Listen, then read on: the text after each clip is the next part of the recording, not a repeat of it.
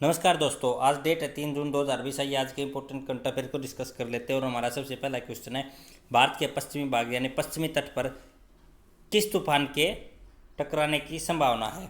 देखिए, भारत के पश्चिमी तट पर जो गुजरात व महाराष्ट्र वाला एरिया है, क्षेत्र है, उस पर अभी निसर्ग नामक तूफान के टकराने की संभावना। देखिए, अरब सागर व बंगाल की खाड़ी में जनरली तूफान आते रहते हैं।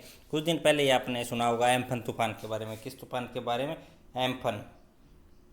एम्फन तूफान ने उड़ीसा व वेस्ट बंगाल के तट पर, पश्चिम बंगाल के तट पर भारी तबाही मचाई थी तथा उसकी कुछ वीडियो आपने न्यूज़ चैनलों में देखी होगी। कैसे स्कूल्स की छतें उड़ गई थी, जो कच्ची व कुछ पुरानी पक्की इमारतें ढह गई थी। देखिए, ये तूफान जो होते हैं ये हिंद महासागर में क्रिएट होते हैं। हिंद महासागर तथा अरब सागर में क्रिएट होते हैं और उसके बाद ये तट की तरफ बढ़ते हैं। और जो हवा की गति होती है वो 100 से 200 किलोमीटर के बीच में होती है, जिससे ये जो पेड़ होते हैं, बिजली के पोल होते हैं तथा कुछ ऐसी दूसरी स्ट्रक्चर होती हैं, उनको गिरा देते हैं और जनजीवन को बुरी तरह अस्त व्यस्त कर देते हैं और जान माल की भारी नुकसान होता है। देखिए, एक चीज़ हम देख लेते हैं कि एक्चुअली जो ये तूफान होते हैं इनके नाम दिया जाता है। आपने सुना होगा जो अभी 15 दिन पहले तूफान आया था उसका नाम एम्फन रखा गया था। और जो अभी तूफान आया है वेस्ट बंगाल के कोस्ट पर, इसका नाम क्या रखा गया? निसर्ग रखा गया। एक्चुअली ये नाम कैसे डिसाइड होते हैं, इस चीज़ को देख लेते हैं। देखिए, कुल 13 देश हैं। कितने? 13 कंट्री। ये देश मिलकर जो हिंद महासागर है, ये वाला एरिया, इसमें आने वाले तूफानों के नाम डिसाइड करते हैं। देखिए, देश कौन कौन से हैं। ये जो नामकरण की व्यवस्था ना, ये भारत की पहल पर 2004 में शुरू की गई थी। और उस समय इसमें केवल कितने देश थे? 8 देश थे। ये देश थे उस समय Bangladesh, Bharat, Maldives, Myanmar, Oman, Pakistan, Thailand और श्रीलंका। ये वाले जो देश हैं। उसके बाद 2018 में इसमें ईरान, कतर, सऊदी अरब, यूएई और यमन को भी जोड़ दिया गया। यानी अब टोटल कितने देश हैं? 13 देश हैं। 13 देश मिलकर इन तूफानों के नाम डिसाइड करते हैं। देखिए, एक्चुअली होता क्या है कि 13 देश 13 नाम दे देते हैं। अब कुल कितने नाम हो गए? 169। 169 नामों की लिस्ट तैयार कर ली जाती है। कितने नामों की? 169 नामों की। और बारी बारी किसी भी कंट्री का नंबर आता रहता है जो उनमें से एक नाम को डिसाइड करता है और उस तूफान का नाम उसी कंट्री के द्वारा डिसाइड किए गए नाम को रख दिया जाता है। ठीक है, जैसे पिछली बार जब एम्फन का नाम रखा गया तो किस देश ने यह नाम सूझा था? किस देश की बारी थी? उस समय थाईलैंड का नंबर था और थाईलैंड ने एम्फन नाम को सूझा था। ये नाम कहाँ से लिया गया था? जो पिछली लिस्ट दी गई थी उसमें एक एम्फन नाम बचा हुआ था, एक नाम बचा हुआ था जिसका नाम था एम्फन। तो थाईलैंड ने एम्फन नाम को चुना था। अब 169 नामों की एक दूसरी लिस्ट ऑलरेडी प्रिपेयर है। उसमें से बांग्लादेश ने, अब की बार किसकी बारी थी? बांग्लादेश ने निसर्ग नाम चुना। क्या नाम चुना? निसर्ग। ऐसे ही रोटेशन बेसिस पे प्रत्येक कंट्री अपना एक एक नाम चुनता रहता है। और जो ये नामों की लिस्ट क्या होता है, पहले ये तैयार कर ली जाती है। कुल कितने नाम रहते हैं? 169। और कुल कितने देश मिलकर ये डिसाइड करते हैं? 13 देशों के द्वारा, कुल 13 देशों के द्वारा ये लिस्ट प्रिपेयर की जाती है। देखिए, हमारा अगला क्वेश्चन है, हाल ही में 2 जून को किस राज्य ने अपना स्थापना दिवस मनाया? देखिए, 2 जून 2014 को भारत का 29वां राज्य तेलंगाना बना था। आंध्र प्रदेश राज्य को डिवाइड करके तेलंगाना नामक एक अलग राज्य बना दिया गया था तथा इसकी राजधानी क्या थी? हैदराबाद थी। इसलिए 2 जून को तेलंगाना स्थापना दिवस मनाया जाता है। अब देखिए, तेलंगाना के बारे में कुछ इंपॉर्टेंट चीज़ें हैं। जैसे मैंने आपको बताया, तब का यह 29वां राज्य बना था। अब भारत में कुल कितने राज्य हो गए? 28 राज्य हो गए, क्योंकि 5 अगस्त 2019 को जब से जम्मू कश्मीर को केंद्र शासित बनाया गया, उसके बाद भारत में राज्यों की संख्या घटकर 28 रह गई है और 9 केंद्र शासित प्रदेश हो गए हैं। देखिए, वर्तमान में जो इसके मुख्यमंत्री हैं तेलंगाना के, कौन है? चंद्रशेखर राव।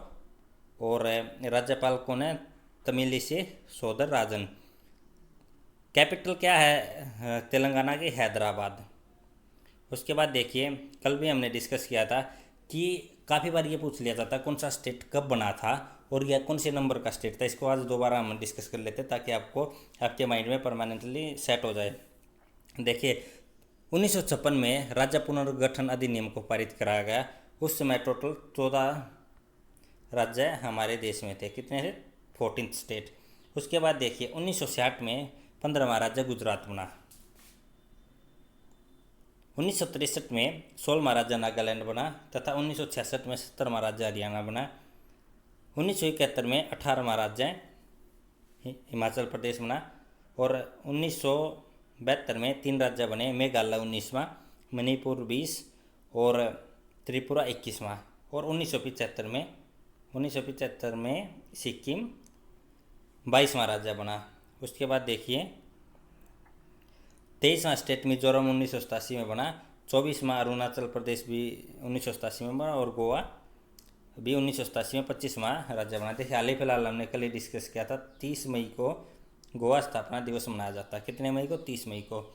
और 19 दिसंबर को गोवा लिबरेशन डे मनाया जाता है। उसके बाद देखिए छत्तीसगढ़, उत्तराखंड और झारखंड, ये तीनों 2002 में फॉर्म्ड हुए थे और इनका नंबर था 26, 27, 28। आप इसको CUG कुछ करके याद कर सकते हो। और 29 तब का 29 2014 का 29वां राज्य कौन सा बना था? तेलंगाना। तेलंगाना का बना था 2 जून 2014 को, इसलिए 2 जून को क्या मनाया जाता है? तेलंगाना स्थापना दिवस मनाया जाता है। देखिए जो गोवा है, गोवा के बारे में आप एक इम्पोर्टेंट बात नोट कर लीजिए। गोवा ऐसा पहला राज्य बना है जो जहाँ पे अगर आपको गोवा में प्रवेश करना, गोवा में जाना है तो आपको कोविड-19 नेगेटिव सर्टिफिकेट की आवश्यकता होगी। मैंडेटरी कर दिया इन्होंने। अगर आपके पास पिछले 48 घंटे में टेस्ट किया हुआ कोविड-19 सर्टिफिकेट है तभी आप गोवा के अंदर एंट्री कर सकते हो। बढ़ते हैं अगले क्वेश्चन की तरफ। हमारा अगला क्वेश्चन है, हाल ही में भारत सरकार ने किस राज्य को जल जीवन मिशन, कौन सा मिशन? जल जीवन मिशन। और किसने? भारत सरकार ने किस राज्य को जल जीवन मिशन के लिए 641 करोड़ रुपए मंजूर किए।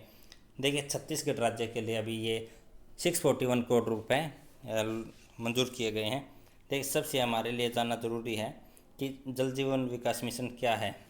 जल जीवन मिशन, इसका मेन एम है कि सभी घरों तक, जो सभी हाउस होल्ड हैं उन तक नल के द्वारा उनके घर तक पीने के पानी की उपलब्धता कराई जाए। और इसका एम, इसको 2024 तक इस लक्ष्य को सभी राज्यों को प्राप्त करना है। लेकिन कुछ दिन पहले हमने करंट अफेयर डिस्कस किया था कि दिसंबर 2022 तक हरियाणा व जम्मू कश्मीर ने, ये तो ऐसे स्टेट है जिन्होंने दिसंबर 2022 तक इस लक्ष्य को पूरा करने का लक्ष्य रखा था। देखिए इसकी शुरुआत 2018 में की गई थी। 15 अगस्त 2018 को प्रधानमंत्री जी ने लाल किले से यह बोला था कि अब भी आज़ादी के 70 साल बाद भी हमारे देश में 50% ऐसे घर हैं जिनको स्वच्छ पानी की उपलब्धता नहीं है और जिनके घर तक नल के पानी की व्यवस्था नहीं है। इसी को मद्देनजर रखते हुए प्रधानमंत्री जी ने जल जीवन मिशन की शुरुआत की थी और उसके अनुसार 2024 तक सभी घरों तक नल के पानी की व्यवस्था की जानी है। और इसी मिशन को पूरा करने के लिए भी भारत सरकार ने छत्तीसगढ़ को कितने करोड़ रुपए की राशि मंजूर की है? 641 करोड़ रुपए की। देखिए जल जीवन मिशन के लिए केंद्र और स्टेट्स, राज्य सरकारें साथ मिलकर काम करेंगे। जल जीवन मिशन के तहत वर्षा के पानी को रोकने के लिए समुद्री पानी, माइक्रो इरिगेशन, पानी बचाने का अभियान, सामान्य नागरिकों में सजगता तथा बच्चों को पानी की महत्ता की भी शिक्षा दी जाएगी। देखिए बेसिकली जो वाटर टैप है वो प्रोवाइड करना है ही, ताकि इसके साथ साथ जो वाटर कंजर्वेशन, हम पानी को कैसे बचा सके, इसके लिए भी प्रयास किया जाएगा। उसके बाद देखिए हाल ही में RBI ने किस बैंक पर 4 करोड़ रुपए का जुर्माना लगाया। देखिए सिटी बैंक पर RBI ने, जो RBI की रेगुलेशन है उनमें उनको अच्छी तरह न फॉलो करने के लिए सिटी बैंक पर 4 करोड़ रुपए का तथा बैंक ऑफ इंडिया पर 5 करोड़ रुपए का जुर्माना लगाया है। इसके साथ ही एक बात और नोट कीजिए, जनवरी के माह में RBI ने HDFC बैंक पर 1 करोड़ रुपए का जुर्माना लगाया था, क्योंकि उन्होंने जो KYC से संबंधित रेगुलेशन है RBI की, उनको अच्छी तरह फॉलो नहीं किया था। देखिए कुछ बैंकों की टैगलाइन जो बहुत ही इंपॉर्टेंट होती है उसको देख लेते हैं।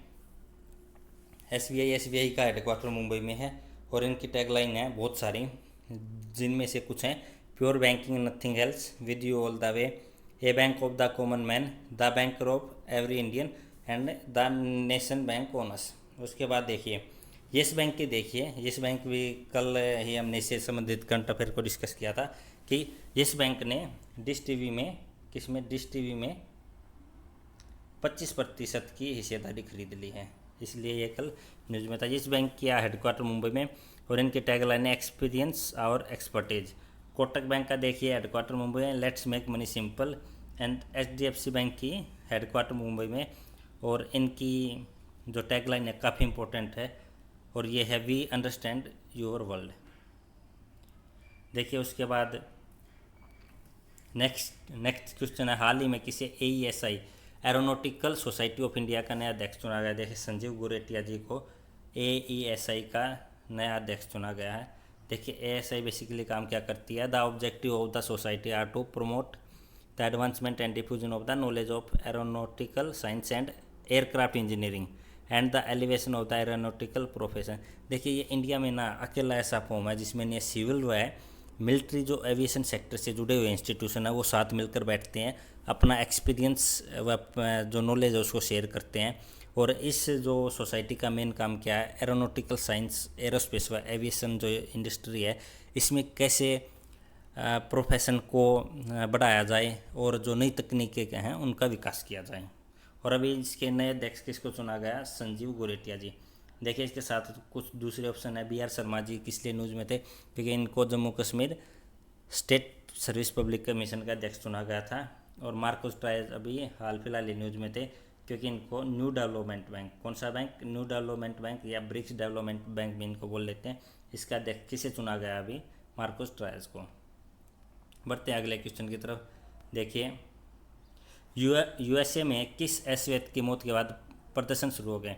देखिए आजकल विश्व के प्रत्येक न्यूज़पेपर की ये हेडलाइंस है क्योंकि जॉर्ज फ्लॉयड नामक एक अश्वेत व्यक्ति थे USA में, इनकी मौत एक पुलिस अधिकारी के द्वारा इनकी मौत हो गई थी, जिसका वीडियो काफ़ी वायरल हुआ और उसके बाद 100 से ज़्यादा अमेरिकी शहरों में विरोध प्रदर्शन शुरू हो गए। इसमें अश्वेत के साथ साथ जो वाइट्स लोग हैं यानी श्वेत लोग हैं वे भी काफ़ी ज़्यादा भाग ले रहे हैं। और जो रेशियल क्रिटिसिज्म होता, रेसिज्म होता है USA में, उसके खिलाफ काफ़ी ज़्यादा आवाज़ें उठाई जा रही है क्योंकि इस तरह के इंसिडेंट पास्ट में बहुत ज़्यादा हुए हैं। देखिए मार्टिन लूथर किंग की हत्या भी उनके ब्लैक्स होने के लिए कर दी गई थी और उनकी हत्या के बाद इस तरह का सबसे बड़ा विरोध प्रदर्शन, ये दूसरा ऐसा बड़ा विरोध प्रदर्शन है। देख फ्रेडी ग्रे और सैम डुबोज ये भी ऐसे व्यक्ति हैं जिनकी 2015 व 2016 में पुलिस के द्वारा हत्या कर दी गई थी।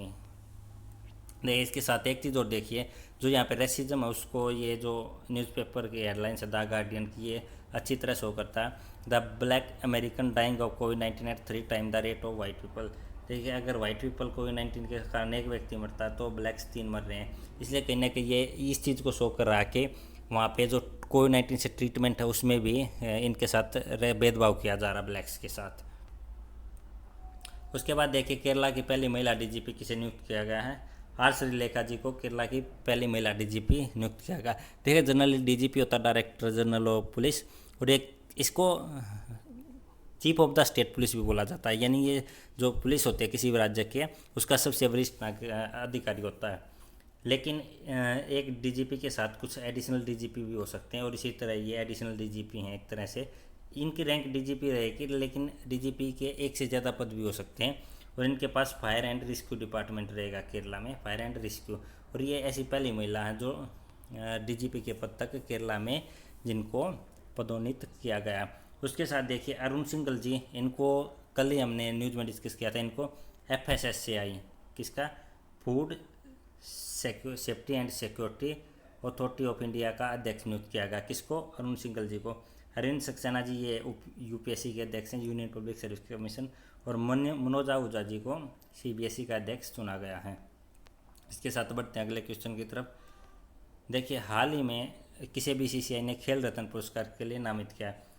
इसको खेल रत्न पुरस्कार या राजीव गांधी खेल रत्न पुरस्कार भी बोलते हैं। इसकी शुरुआत 1991 में की गई थी और यह किसको दिया जाता है, इसमें जो बीते 4 साल में किसी भी खिलाड़ी के प्रदर्शन को देखा जाता है, लास्ट 4 ईयर के परफॉर्मेंस के आधार पर किसी को भी नामित किया जाता है और उसके बाद उस व्यक्ति को यह खेल रत्न पुरस्कार दिया जाता है। देखिए अब की बार किसको बीसीसीआई ने किसको नामित किया, रोहित शर्मा को नामित किया। इसके साथ देखिए रोजर फेडरर कौन है। रोजर फेडरर एक टेनिस प्लेयर हैं और इन्होंने जो कमाई के मामले में ये शीर्ष स्थान पर हैं।